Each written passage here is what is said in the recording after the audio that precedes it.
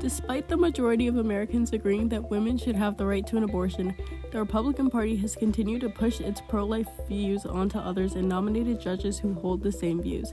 This ultimately led to the Supreme Court overturning Roe v. Wade. Meanwhile, Democrats are continuing to fight for the right to choose. The Roe v. Wade decision in 1973, which granted women a right to have an abortion, contributed to polarization in American politics and the battle for control in the Supreme Court.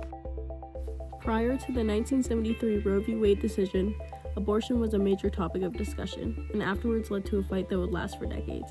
The 1973 ruling concluded that a woman's right to privacy was protected in the 14th Amendment. The case originated when a woman named Norma McCorvey, formerly known as Jane Roe, wanted to end her pregnancy but was not able to due to a Texas law. There became the pro-choice segment, who believe women should have control over their body, and the pro-life segment, who believe a baby's life begins at conception, were formed.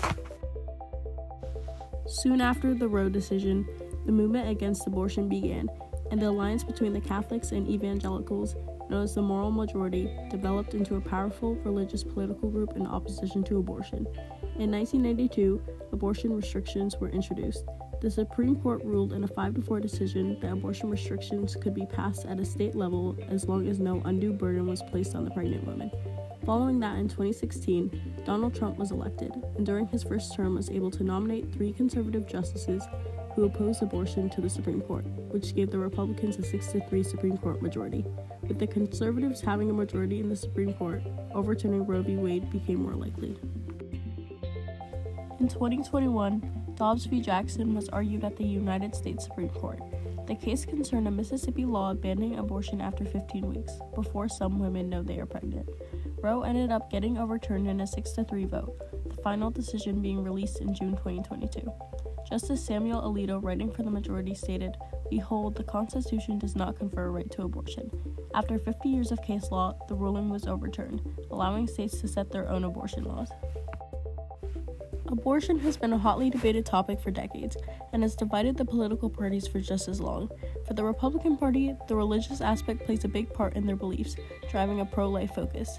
Evangelical churches associate abortion with other issues including divorce rates, LGBTQ+ rights, and many others which they oppose.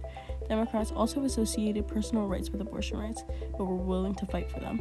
They believe that people should have individual choice in their lives, and having a right to an abortion is one of them. The 1973 Roe v. Wade and Dobbs v. Jackson decisions continue to be polarizing topics in the United States. The topic of abortion shapes political debates, drives Supreme Court nominees, and is a major focal point at presidential rallies. It is a topic that makes me question what our individual rights are as Americans and how other people seem to seek out the power to tell someone else what to think or what they can do, even with something as personal as the decision to keep a pregnancy. If everyone is entitled to their own opinion, then why can't we have the choice of what to do with our bodies?